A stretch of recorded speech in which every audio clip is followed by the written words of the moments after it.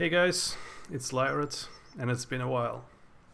I think my last video about Unreal development on this channel was like 2.5 years ago, maybe 3 years ago. So first and foremost, I owe you guys an apology regarding that. I'm sorry for not making videos during this period of time. And in this video in particular, I wanted to go through, first of all, what I've been up to through this time and this large period of time. And also I wanted to talk a little bit about the future on of this particular channel. So let me quickly show you and tell you about the game that I've been working on with my team. So for the last 3 years, me and the team at Clovercreek Entertainment, which is our company, we've been working on a game called Ascended Realms. And this is, in front of you is the main menu of this game. This is in closed alpha currently, and in a while I'll tell you exactly how to join this closed alpha. So if any of you guys played a game called Majesty Fantasy Kingdom Sim, which was I think it was published in like year 2000, something like that. Me as well as some of my friends, we've played a lot of that game, like through our probably middle school, high school. We've played like hundreds of hours probably of Majesty, and we were really interested in this game. And this wasn't a regular strategy game either. This was what you would call a indirect control strategy game. So what you could do is you could build a kingdom, but you could not control your units directly. So you cannot say, hey, you go there and you use this ability and you use that ability. Instead, what you could do in Majesty is you could give objectives to, or create kinds of like quests. I think they called it flags. And then there could be like a exploration flag, destroy flag and stuff like this, or wanted flag, I think it was called. So you could kind of pique interests of your heroes to go there and do this thing, but this was absolutely up to their AI to decide to go there. Maybe the reward was too small, for example, and hey, like this hero is not going to risk their life and stuff like this. So this is the Majesty was one of our main inspirations, and let me show you what we came up with through this time. So I'll go ahead and click play. We have some kind of story here. We have we're doing world building, and right now we have 3 chapters to go through. So first 2 chapters are open for alpha, and the third chapter, well, this is a development version of the game, you see, so this is not locked for me, so I can go there, but when you're playing alpha you will have to go through at least 2 tiers of chapter 2. So let me go to the first chapter.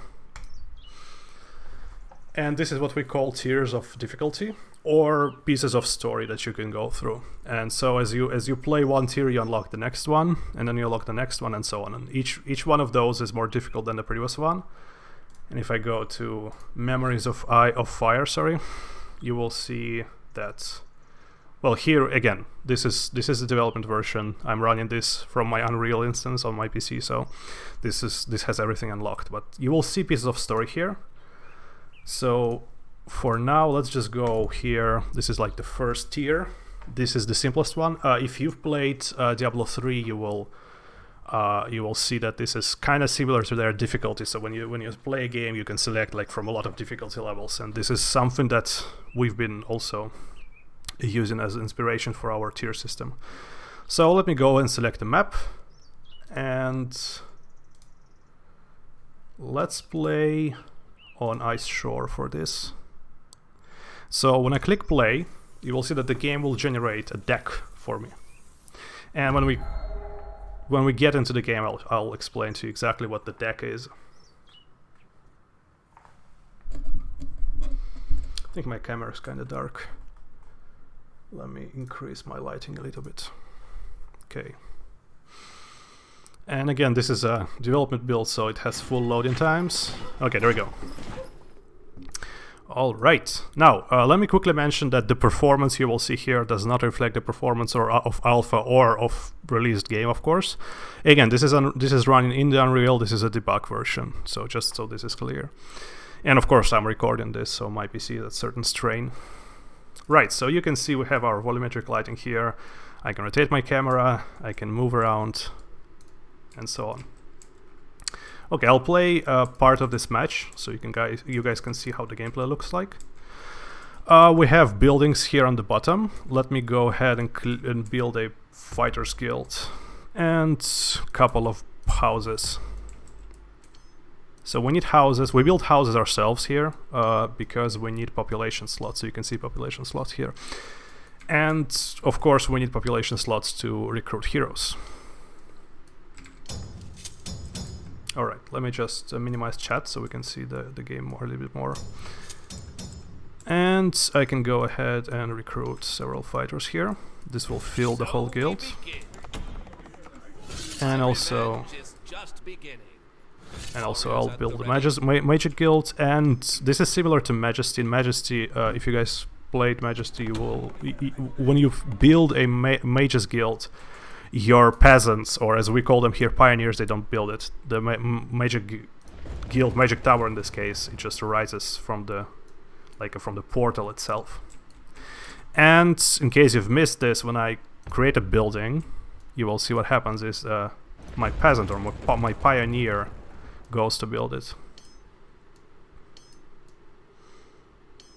And because of the volumetric light, it can be sometimes hard to note your units or see your units on the map, so we have an outline system for this. So if you want to play more strategically, or you want to plan what's happening, you can do this. Okay, so as I mentioned, this is indirect control, right? So you do not control your units. You see that your heroes are already going ahead and exploring the territory. And they met a couple of Redkin. So actually Redkin are retreating, they're hiding in their lair. And we have a fight on ourselves here. So once again, if I don't see what's happening, I can just go ahead and click the outline button, which is tab, or it's also here in the game UI. So this Redkin dropped a crystal, and this crystal goes to my crystals resource.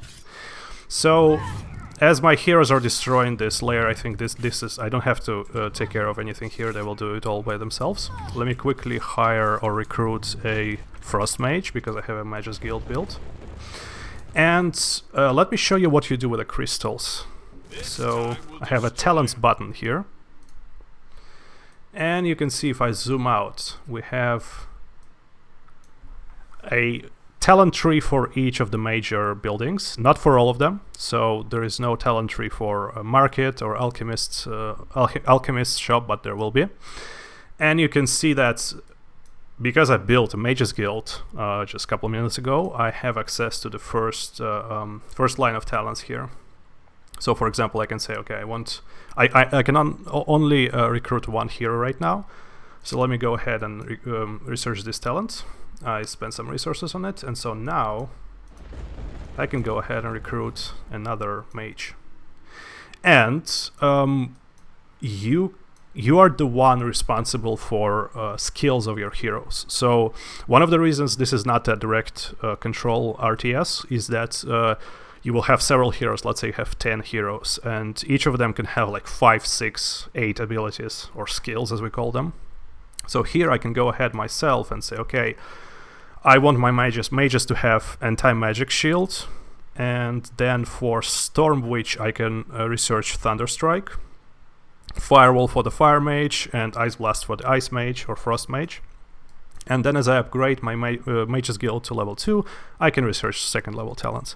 So for now, I think I have enough resource. I can just go ahead and research all 3. But I cannot do this without crystals. Crystals are used for mostly all the talents, and I need to basically send my heroes, or let my heroes kill monsters, because monsters are the ones dropping the crystals.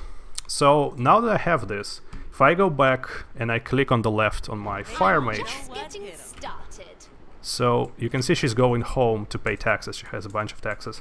You can see that now she has a firewall skill right in her skill bar. So she will be using this actively. She doesn't need to go to her guild to learn it.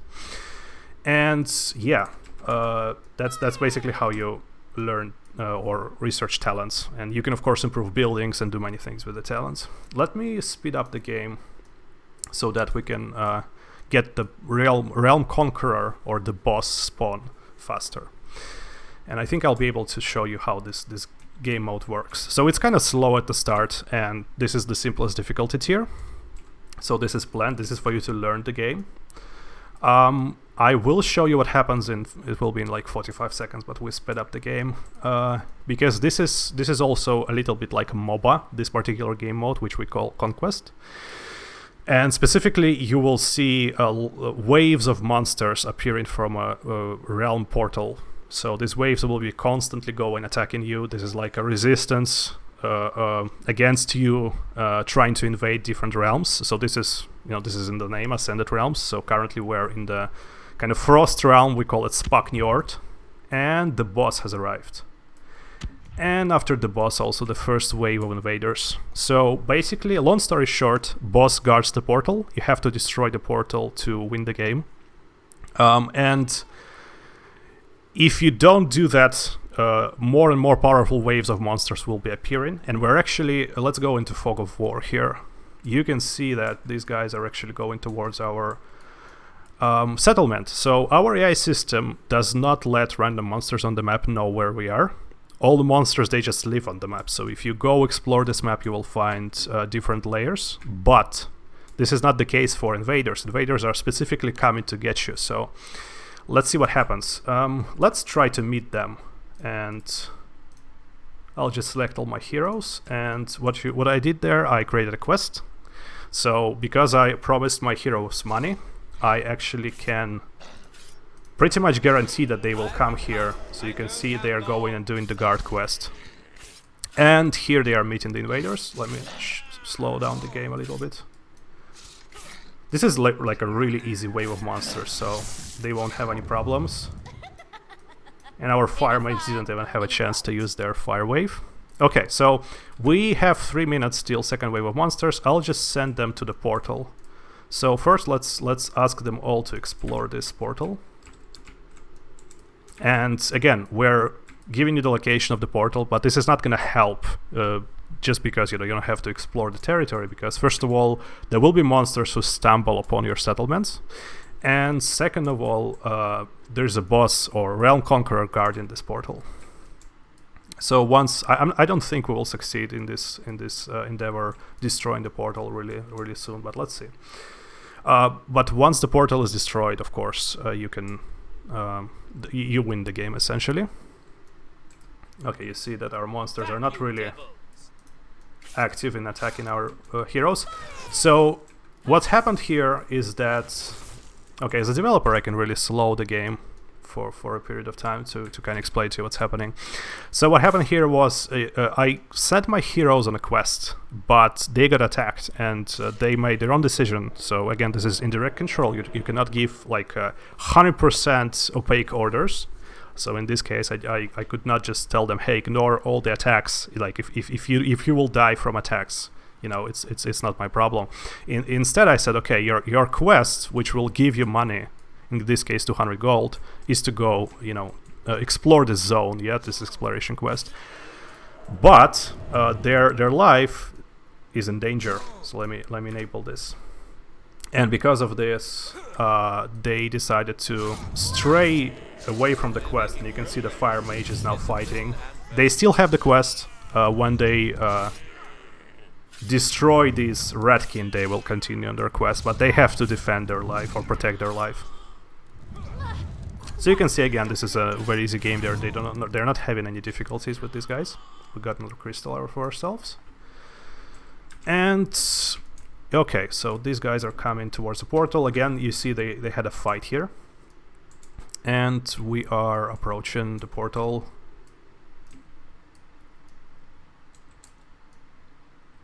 And again, this is one group of heroes. I just sent every hero because I wanted to show you what's happening with the portal. But you can have several quests at the same time, of course, and heroes doing different things. And this is our boss. So you can see it's like a high-level Diablo-style boss. It has its own abilities. Let's just ask all heroes to destroy it. Let's see if they can do this. So basically we were inspired, aside from Majesty, and okay, one of the heroes already died. So aside from Majesty, we were inspired by games like Diablo and Path of Exile. We are procedurally generating monsters, so I did not know what kind of boss there will be here and what kind of ability the boss will have. Now for the fire. Okay, I don't think they can do much against like the boss of this level. So what I should have done, of course, is leveled up my heroes and gave them more abilities, so it's more easy. But I didn't do this, so I'm paying the price by losing most of my heroes. And there are ways in the game how you can make sure that your heroes get respawned afterwards and they do not, you know, die forever. You don't want to lose your heroes if they are like high-level heroes whom you spend time upgrading. And so, while we're here, we look at this. I'll show you another feature that is not in Majesty, but we came up with this by being inspired by RTS games. And most of our heroes are already dead, so I cannot really show too much of it. But all of the heroes who are alive, you see their inventory here. There is like infinite number of slots for hero inventory.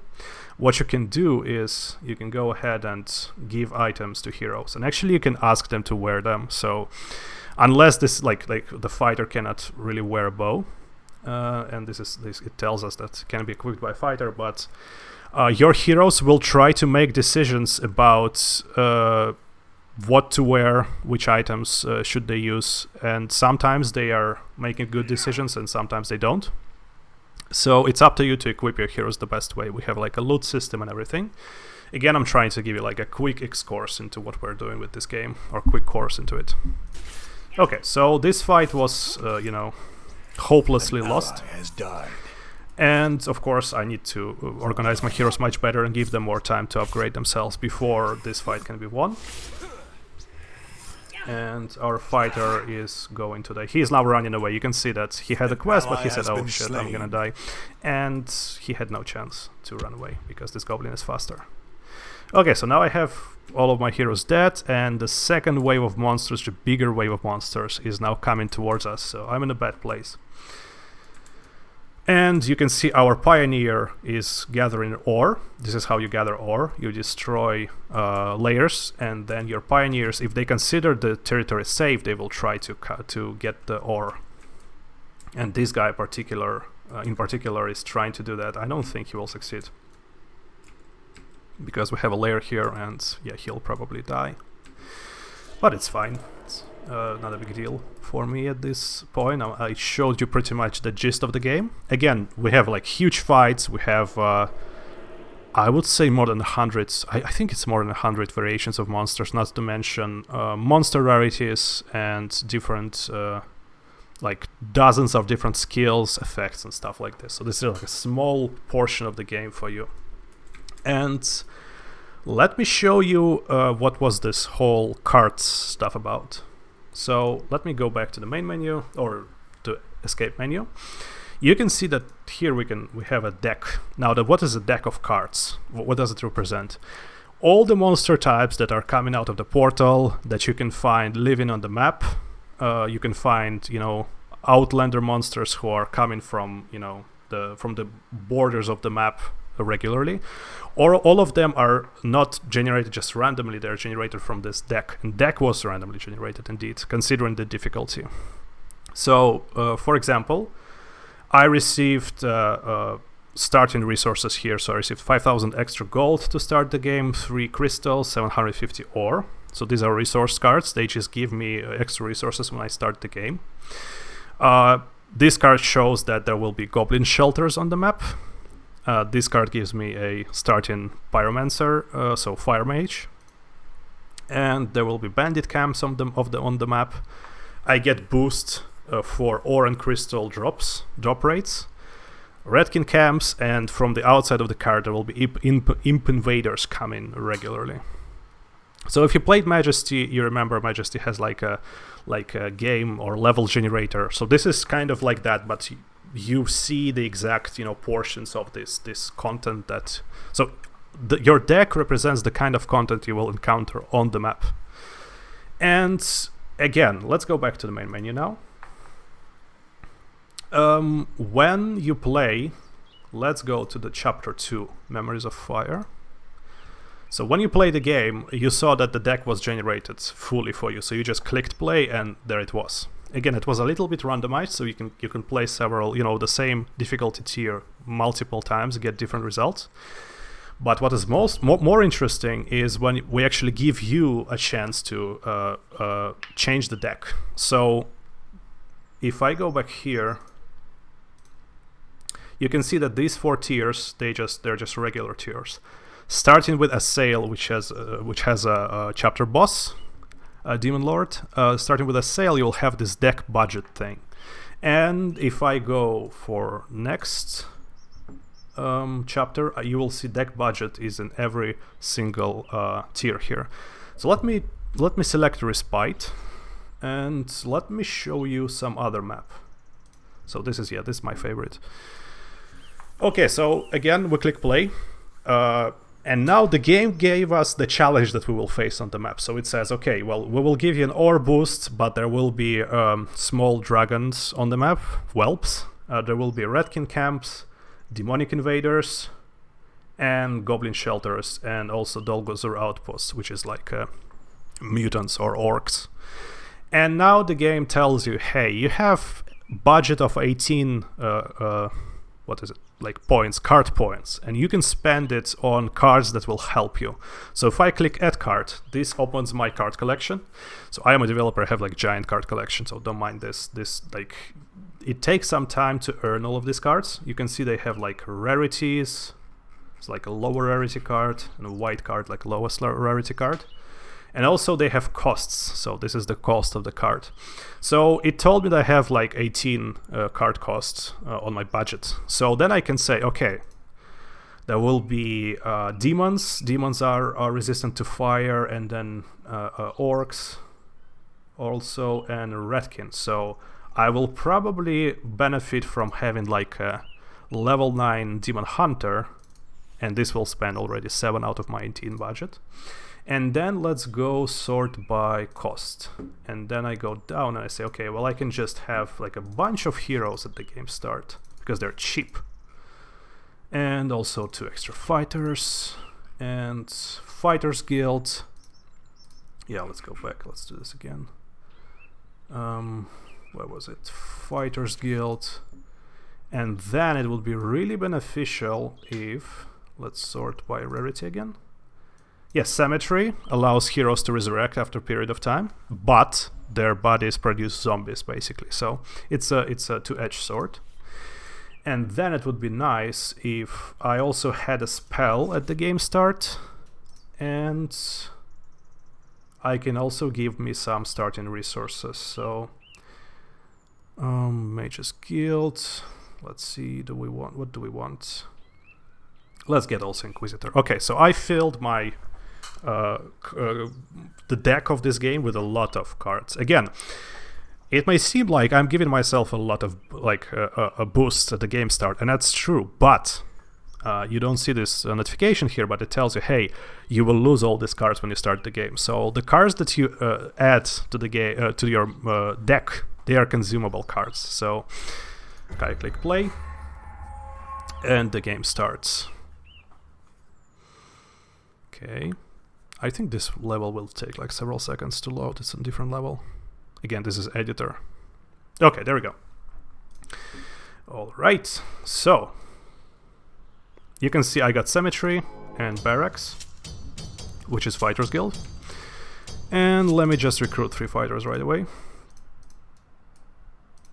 And also 1 pioneer. Okay, I don't have population slots, so I won't be able to.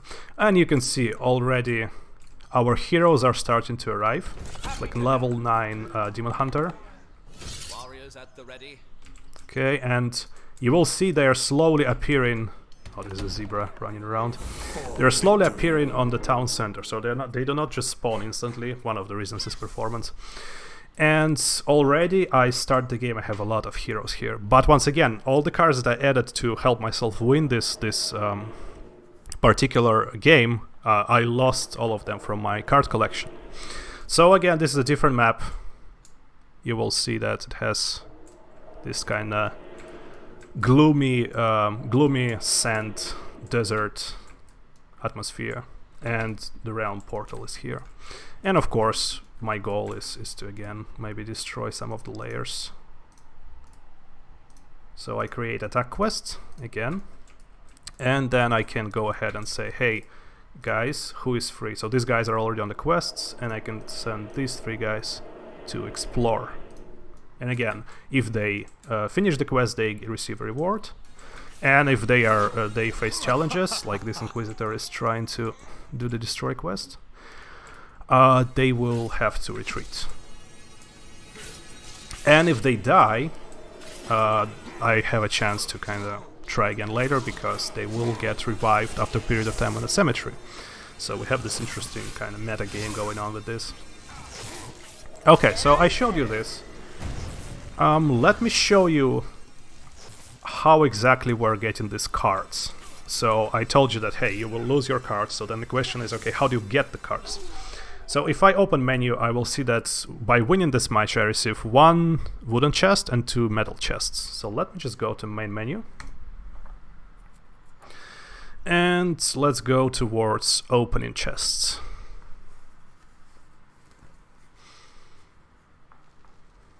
Alright, so I have 1 Orichalcum chest and then a lot of other ones. Let me open this one. It's a metal chest.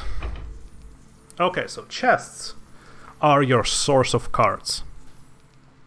And let me open another one.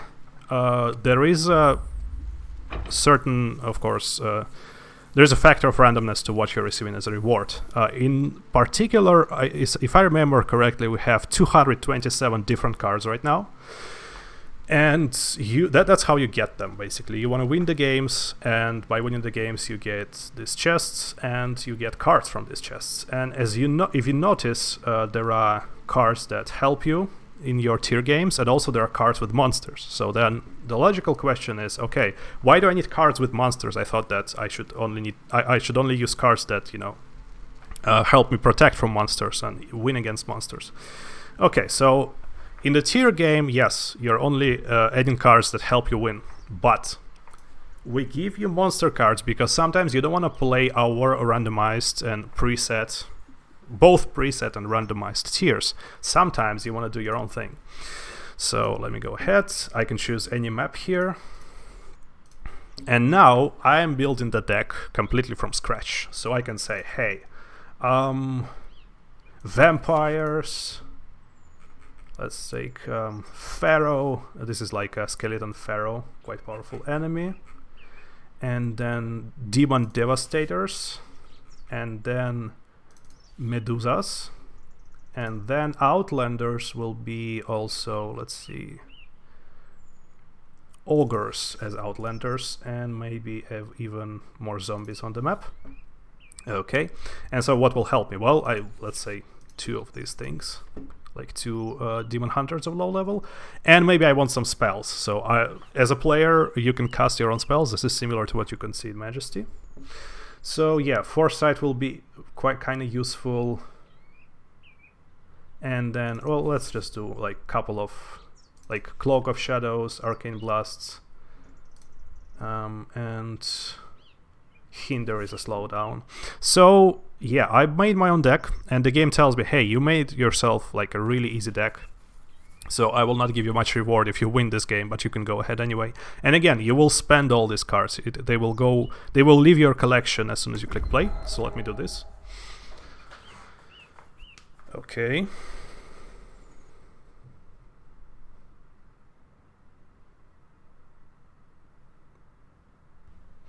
And there we are. So this is another map. Let's let it load for a sec. Okay. So after a period of time, you will see my hero spawning that I added. Let's build a couple of houses and recruit one of these guys. And if I start exploring the map, you will see that I actually have the monsters that I added to the deck. So like I can fully control the custom game, what I will find on this map. And you can see I have spells on the right side. So let me just go ahead and show you Hinder, for example. So let's say over here. So this will slow down any monsters that are coming in here. If this was like a zone where you could find monsters. And my hunter, or demon hunters in this case, are exploring the territory already. Probably there will be like a layer over here.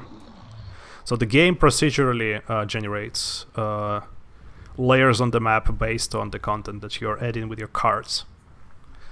And also the game will make sure that the lowest level monsters from your card deck are the monsters that you will see closest to your town center. So you won't face the most powerful monsters the closest.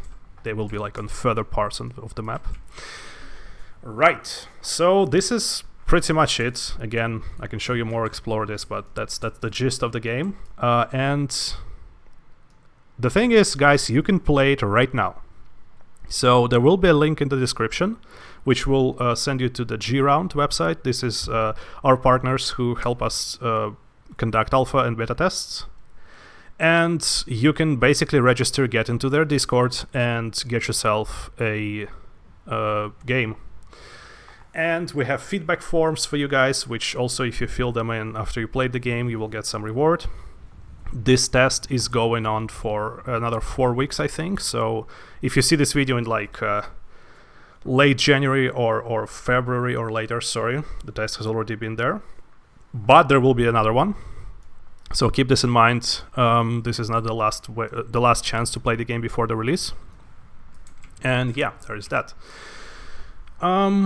Let's see. So yeah, you can do this. I'll also give you a link to our Discord, so you can join if you want to track the progress of the game. And that's pretty much all I wanted to tell you about Ascendant Realms.